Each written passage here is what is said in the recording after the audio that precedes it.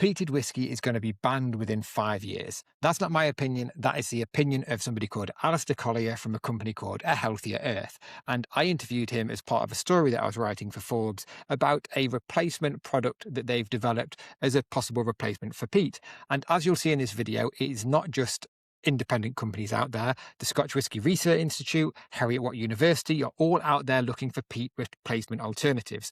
Why? Because there's a real risk that peat will get banned. And in this video, I'm going to try and unpack everything for you in the lightest way possible. And the reason why it's going to be banned or likely to be banned is probably not the one that you're thinking of. So let's jump into this then. Now, historically, the Scotch whisky industry has always used a very small amount of the peat that's been extracted from the UK. It used to account for about 1% of the total extraction. Now, peat got political in terms of horticulture and agriculture and all other areas of peat use. So right now, if you go to a garden centre in the UK, you can't buy a bag of peated garden compost anymore. And as of 2028, nobody working in agriculture will be able to use peat either. That means Scotch whisky's usage of the whole use of peat in the UK will go up from 1% to 40%. So even though it's not changed how much it's using, the optics, Scotch whisky industry uses 40% of the UK's peatlands for flavouring a drink. And the point here is that peated whiskey will likely get political in a world where the climate gets more political. So if you imagine a world where the temperatures hit 40 degrees C regularly, or maybe it's 40 degrees C on Christmas Day, for instance, and then we get a special climate emergency and we get a climate tax, it's at that point that if you're being taxed £50 a month for a special climate tax, in the Scotch whisky industry is there flavouring a drink with peat, it will become political. So the other part of the problem with peat that you might not necessarily be aware with is that it's not the burning of peat that is the major problem. The UK peatlands store 3 billion tonnes of carbon, which is more than all of the forests and woodlands of the UK, France and Germany combined. It's a huge store of peat. The problem with peat is probably best exampled by a balloon. Why would this balloon be a good example of a peat bog? Well, hang on. What happens to a peat bog is the same as when you pop that balloon. When you dig up that peat bog, all of that carbon that's been stored gets released back to the atmosphere, and you're left with a remnant of it. Now, it is possible to arguably restore this balloon back to its former glory. You could glue it back together again and you can do all sorts there, but you can't put all that air and all that gas that was trapped and stored inside this balloon because it's already been dispersed into the atmosphere. And that's the same with peat. Now, a peat bog, it grows at 1 millimetre per year. So if you dig a metre of peat up, that's digging 1,000 years of carbon storage and peat creation in one go. So while there's lots of restoration projects around from the whisky industry that are putting lots of money into this, and there's all sorts of people saying that peatlands can be restored, you can glue the balloon back together again, no problem, but you can't undo the damage that's been done. And that is the real problem with it. Peatlands are not renewable in any way, shape or form in terms of, from a scientific point of view, in terms of the carbon capture of them. So, now that we understand a bit about the real reasons why peated whiskey might be banned, let's start to look at why this might not be so bad. Because what actually is peated whiskey? The peat and the flavours that you taste when you're drinking a peaty or a smoky whiskey are coming from compounds, chemical compounds, phenols, guaiacols and creosols. Guaiacols kind of relate to the smoky flavour that you get, and creosols and phenols are the ones that create that medicinally Lafroigi TCP sort of thing. Now, creosols and guaiacols and all of that, they're just a chemical signature that attaches to the barley when the barley is malted. So when the fire is lit and the peat is smoking, it's basically attaching to the barley. And then because that chemical signature is attached to the husk of the barley, when it goes through the whiskey production process, it retains, and that peated profile carries through production. Now, the good news is with that is that this is just chemistry. And if you're able to reproduce that chemical signature, and you've got to understand that it's not peat that is giving that signature. There's all sorts of different types of peat, and the peat from Orkney is different to the peat on Islay, and each one has its own slightly different chemical signature. And like I said, this is chemistry, it's not alchemy, and you know what, there's lots of very clever chemists, like I mentioned at the start of this video.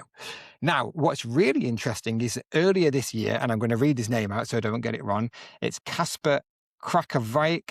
I think he might, well, I can't pronounce that, but him and his colleagues at Heriot-Watt University, in collaboration with the Scotch Whisky Research Institute, have recently published a paper. I think it came out in April this year. This is their second paper looking for an alternative for peat to see what can create that chemical signature. The first one was with spent coffee grounds, so essentially the coffee that your barista taps out. That was not particularly successful, but this trial has been successful, and they've been using spruce, as in the softwood spruce. Now, I'll put a link to this study because it's a full-on peer-reviewed paper that's been published in the scientific community, so you can go and read it and digest it if you want. But the key takeaways of this is that the spruce gave off like a very lightly smoked profile, with no off notes, which the coffee grounds did. When you look at a mass spectrometer, the chemical signature was very, very, very similar to peat. It wasn't a perfect replication of peat, but this is their second trial. Their first one wasn't successful. This one was successful. Imagine what would happen if they did 10 trials here. So broadly speaking, the peat scored higher over on the intensity, but the spruce itself wasn't particularly bad. And their conclusion was that there could be trials done here where you partially malt the barley with spruce and you partially malt the barley with peat, because that would therefore begin to start reducing the overall amount of peat that the industry uses. So there is a peer-reviewed scientific alternative for peat out there, which is almost a near identical chemical replica of that peated profile. But one of the things that you often hear, and I've taken some stick for talking about this because people say it's tradition. Well, it's tradition. Scotch whisky is steeped in tradition. Well, okay, right, okay. And this is where any form of argument just falls down because, Islay. People think about Islay when they talk about peated whiskey, and you think of all the amazing Islay distilleries that use peat, except the ones that were established after the ferry boats started bringing coal to Islay. Can you guess what they are? Yes, Bruichladdich and Bunnahabhain, the unpeated Islay distilleries, didn't burn peat. They didn't need to. They were bringing the coal in on the ferry boats. And it's not just the use of peat that's changed traditionally.